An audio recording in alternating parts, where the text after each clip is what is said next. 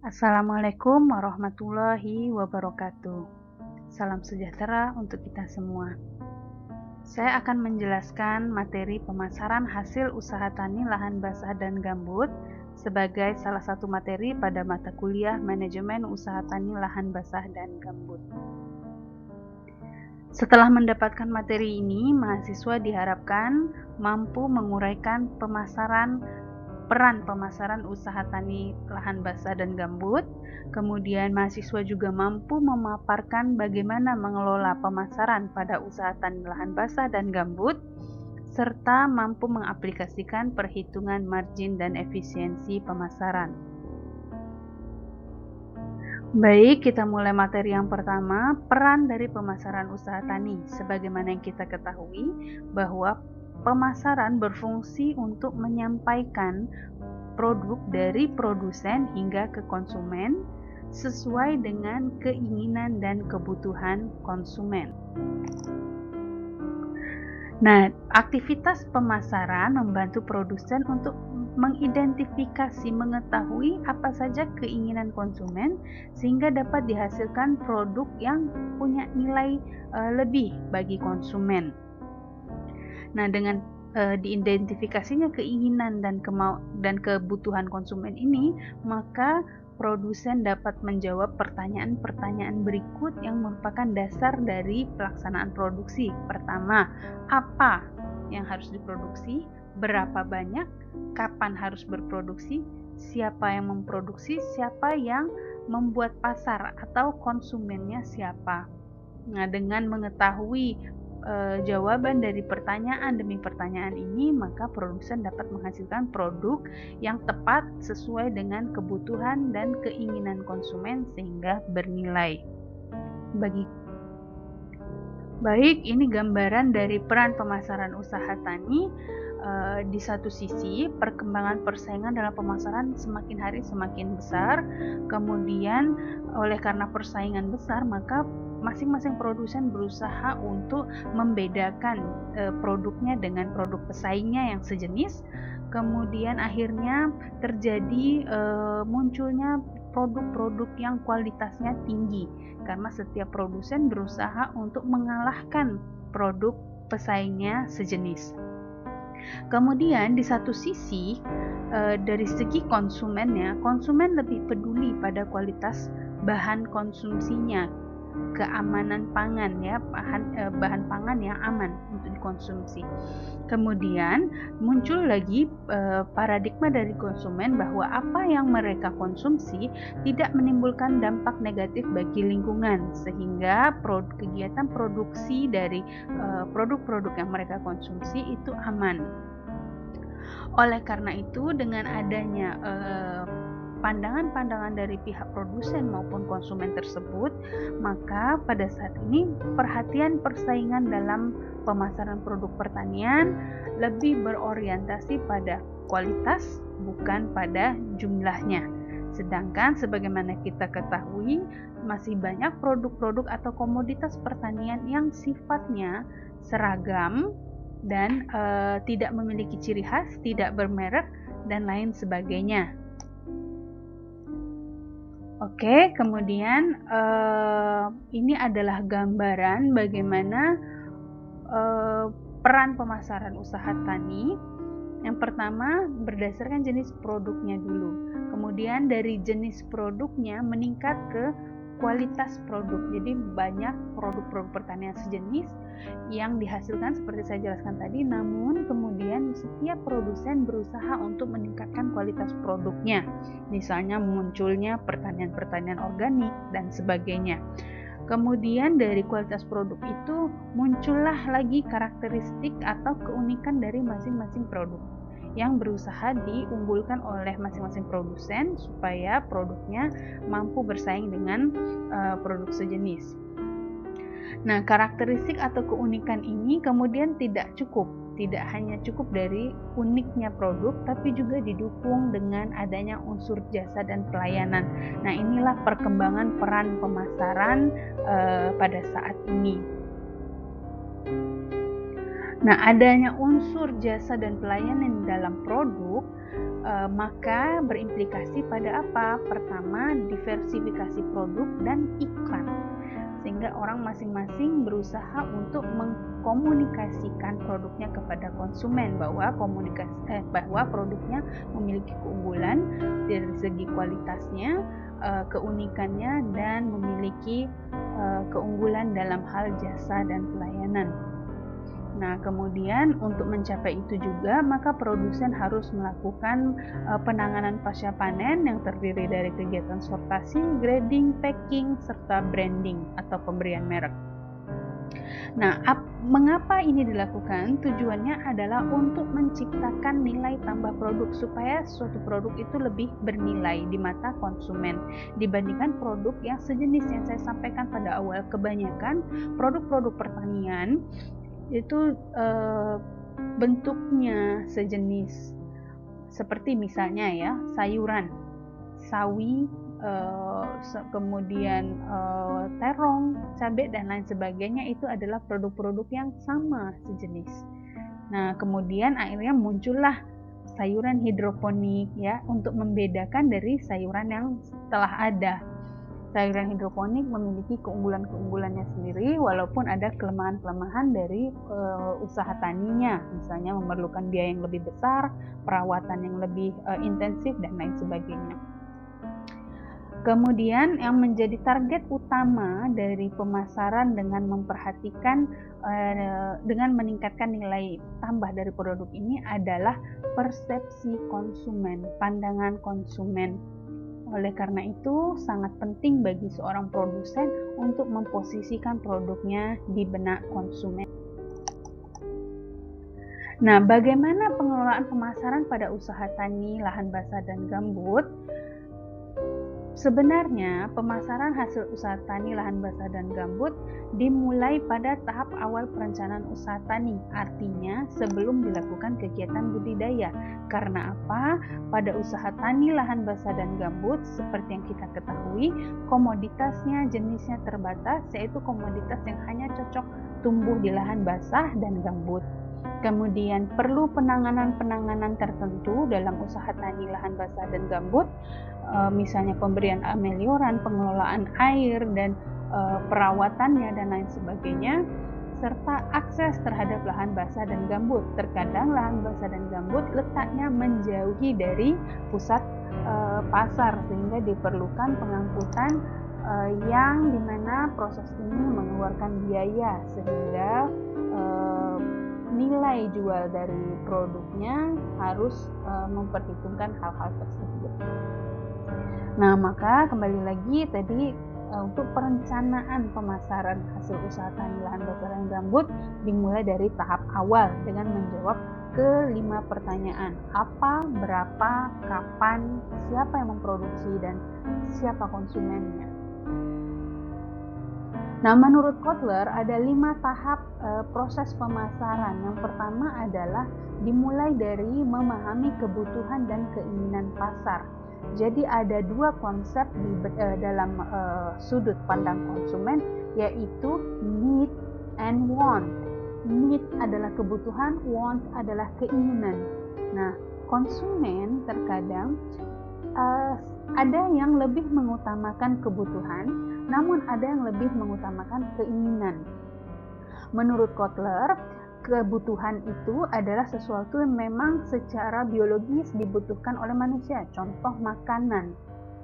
Namun want adalah lebih ditentukan kepada kebudayaan, contoh orang dari Western mungkin saat dia membutuhkan makanan dia akan mencari roti atau pasta sebagai makanan pokok. Namun orang dari timur saat dia membutuhkan makanan yang dicari adalah nasi. Nah, itu contohnya want dan need.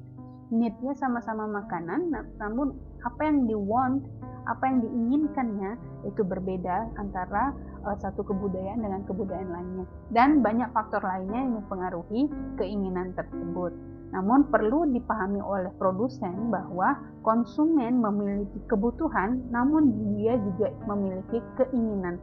saat suatu produk mampu memenuhi kebutuhan serta keinginannya, maka nilai produk tersebut lebih tinggi di benaknya dibandingkan produk yang hanya memenuhi kebutuhan saja. Mudah-mudahan dapat dipahami ya.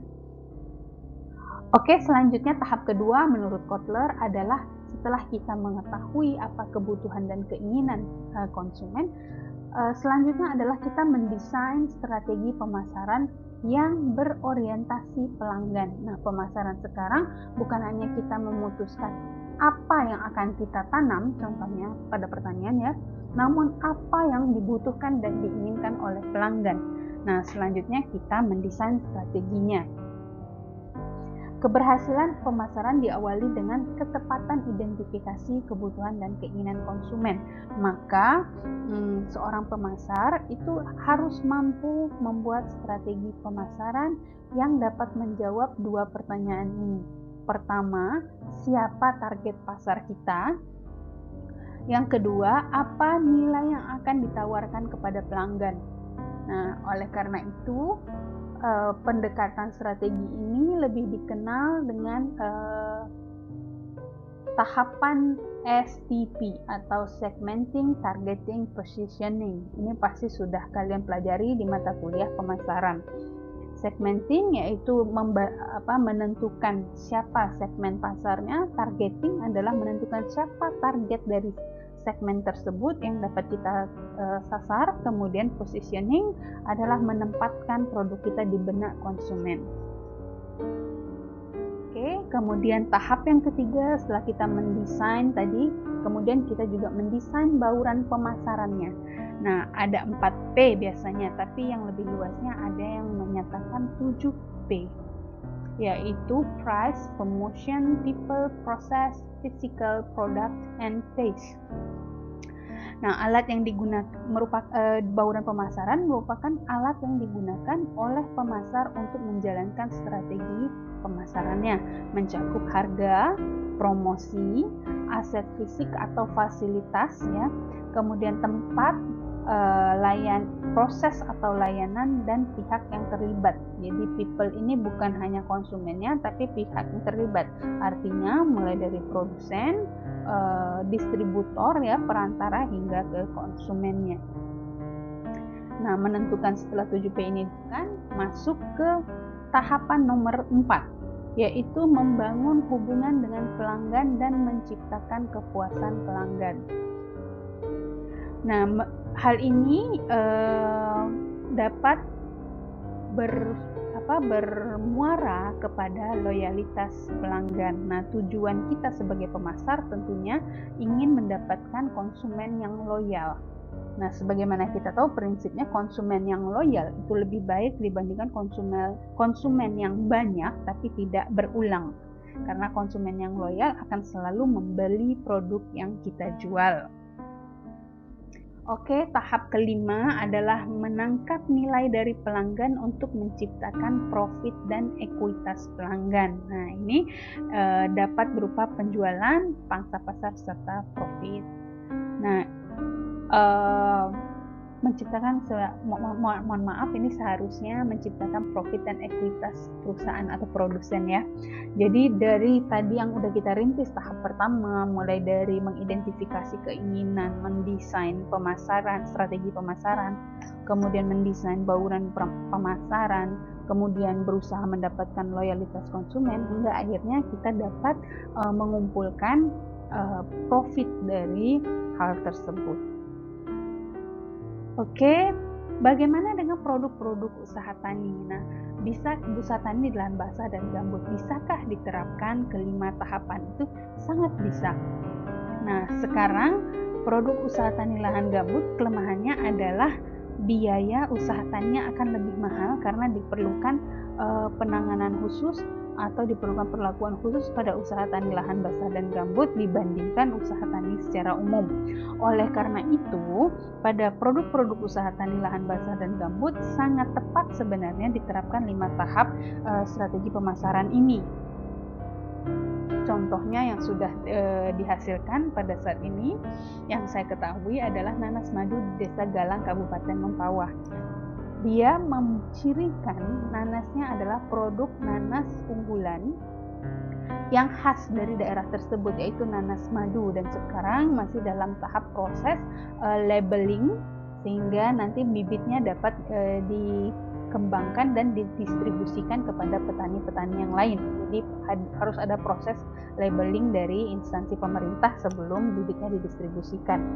Nah, di sini keunggulan mereka adalah nanasnya sangat manis, sehingga saat diolah menjadi bahan olahan seperti sirup, selai dan lain sebagainya itu sangat baik kualitasnya.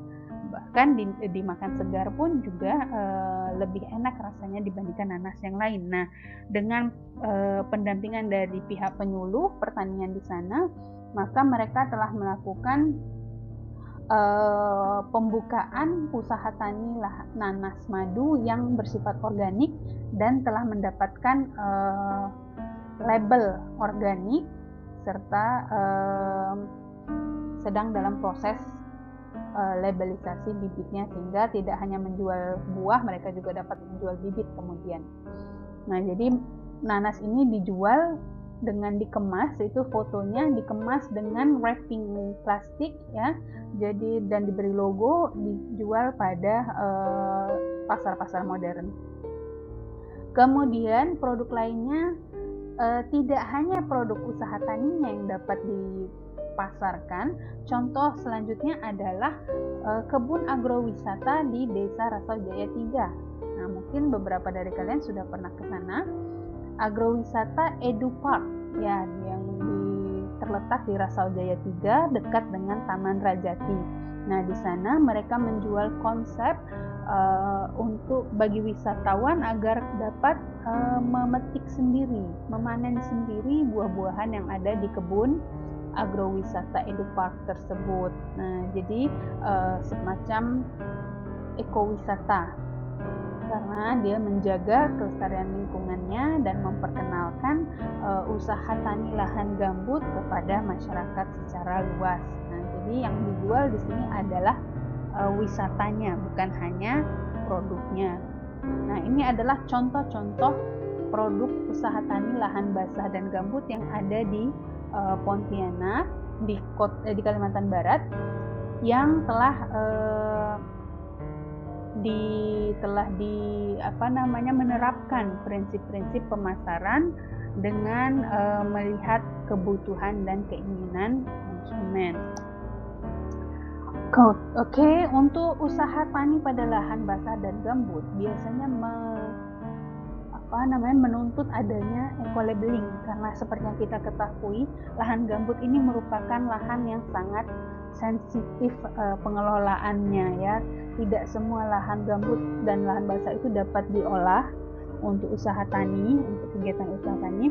Oleh karena itu biasanya ada yang mensyaratkan sertifikat atau eco-labeling terhadap produk-produk usaha tani. Contohnya, produk-produk yang berbahan dasar minyak sawit. Paling tidak dia memiliki logo RSPO di sini. RSPO ya. Di sini Roundtable Sustainable Palm Oil. Jadi di sini kesepakatan beberapa negara terhadap aktivitas perkebunan dan produksi hingga pemasaran dari minyak kelapa sawit di dunia. Nah, di situ perusahaan-perusahaan yang nakal dengan dalam tanda kutip tidak akan mendapatkan sertifikat ini. Maka jika dia tidak mendapatkan itu, maka dia tidak bisa memasarkan produknya ke negara-negara lain untuk diekspor. Jadi produknya tidak akan diterima di pasar.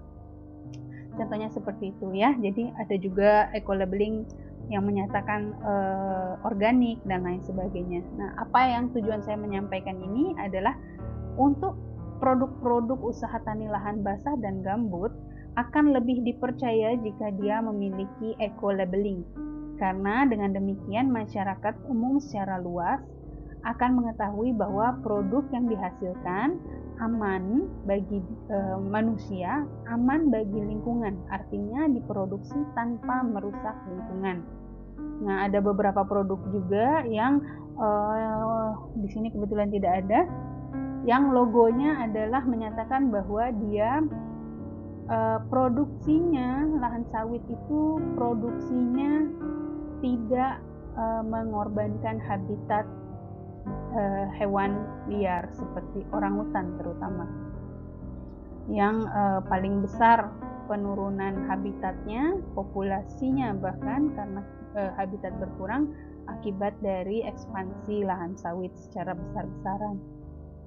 Oke, seperti itu. Jadi penting bagi, kesimpulannya adalah penting bagi usaha tani lahan basah dan gambut ini sebenarnya untuk menerapkan strategi-strategi pemasaran tadi, dan salah satunya dengan pemberian eco-labeling sehingga memberikan nilai tambah bagi produknya.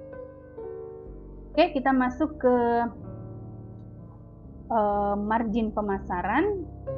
Margin pemasaran adalah selisih harga di tingkat produsen dengan di konsumen. Nah, saya rasa juga sudah dapat kalian peroleh materi ini di mata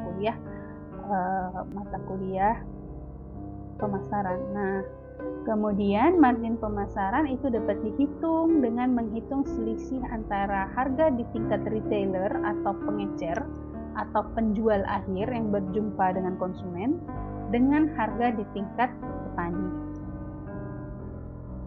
Oke, kok apa saja yang dihitung di dalam margin pemasaran? Maksudnya apa saja yang terkandung di dalam margin pemasaran?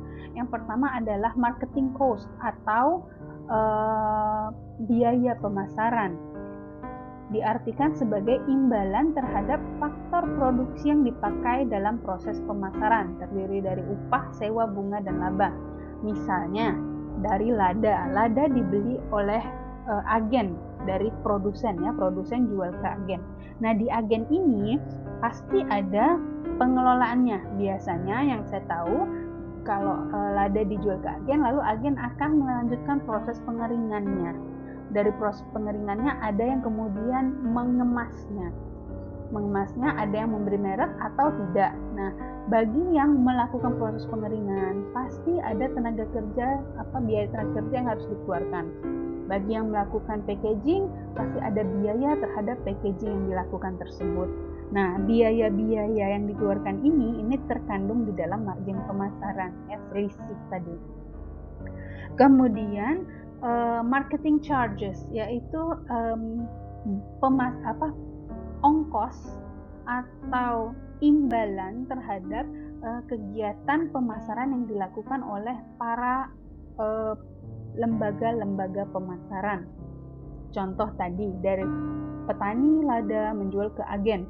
Agen melakukan pengolahan, selain dia mengeluarkan biaya itu, dia juga akan mengambil untung untuk usahanya.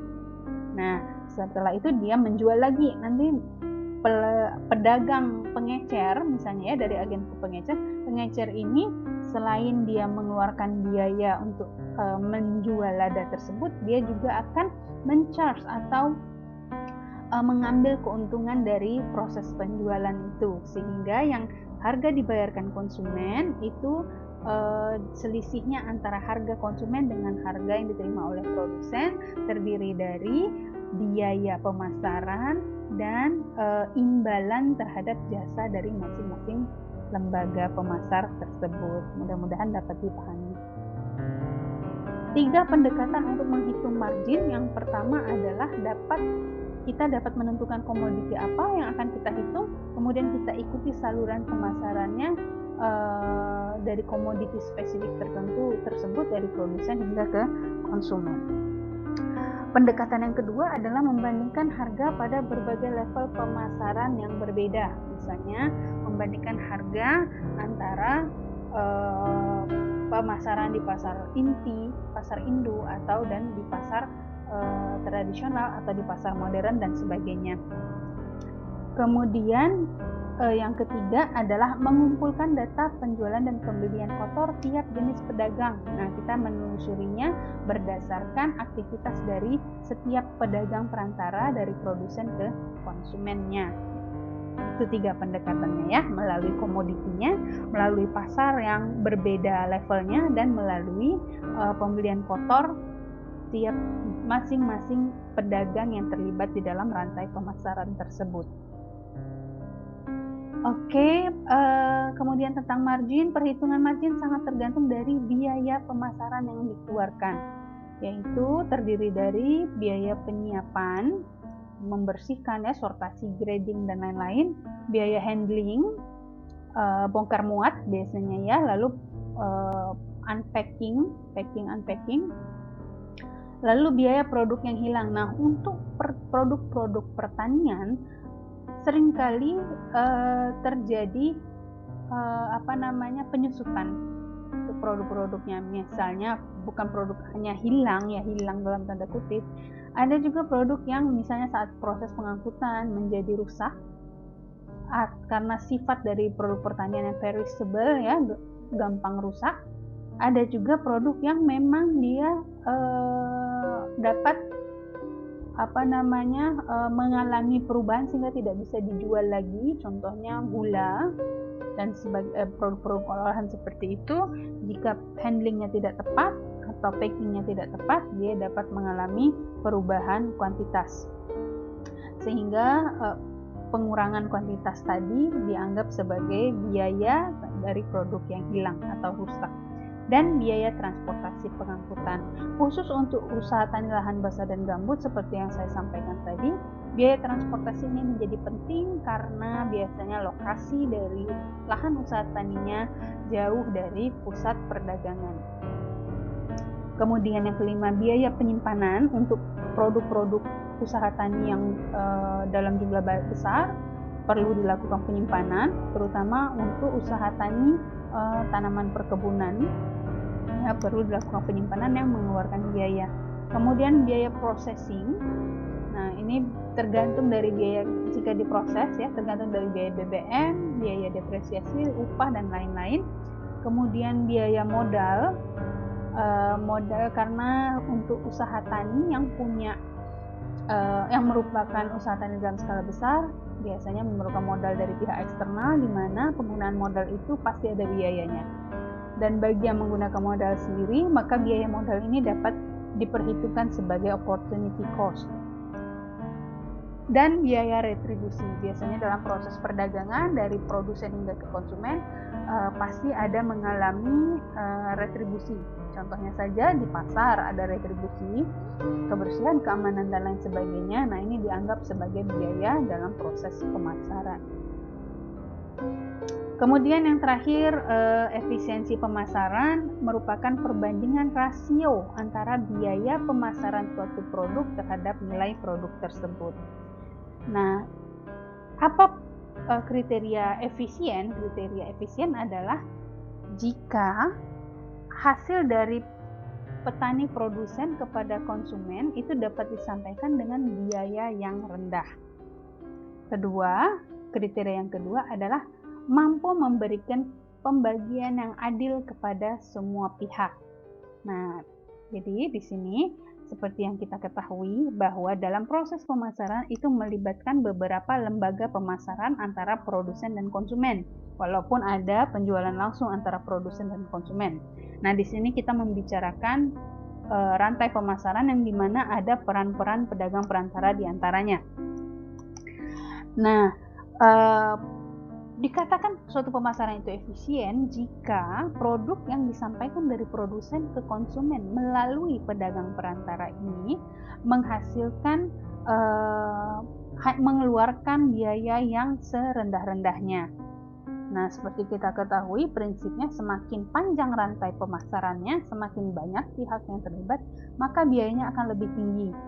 Maka dalam hal ini efisien jika biayanya rendah, artinya juga berimplikasi pada jumlah pedagang perantara antara produsen dan konsumen itu tidak boleh terlalu banyak sehingga tidak mengeluarkan biaya yang besar.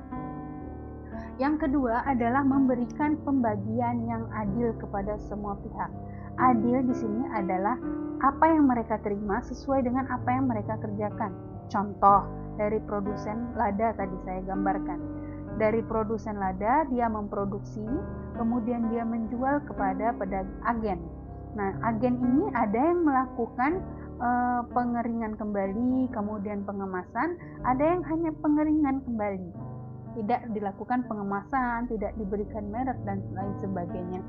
Nah, tentu saja share atau bagian bagi agen yang melakukan pengemasan akan lebih besar dibandingkan agen yang tidak melakukan pengemasan.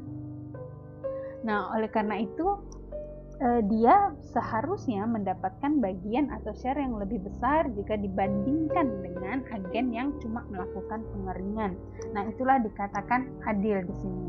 Nah, oleh karena itu, biasanya pedagang atau pelaku lembaga pemasaran antara produsen dengan konsumen, apa yang semakin banyak aktivitas mereka untuk meningkatkan kualitas produk, maka semakin besar share yang mereka dapat. Contohnya, tadi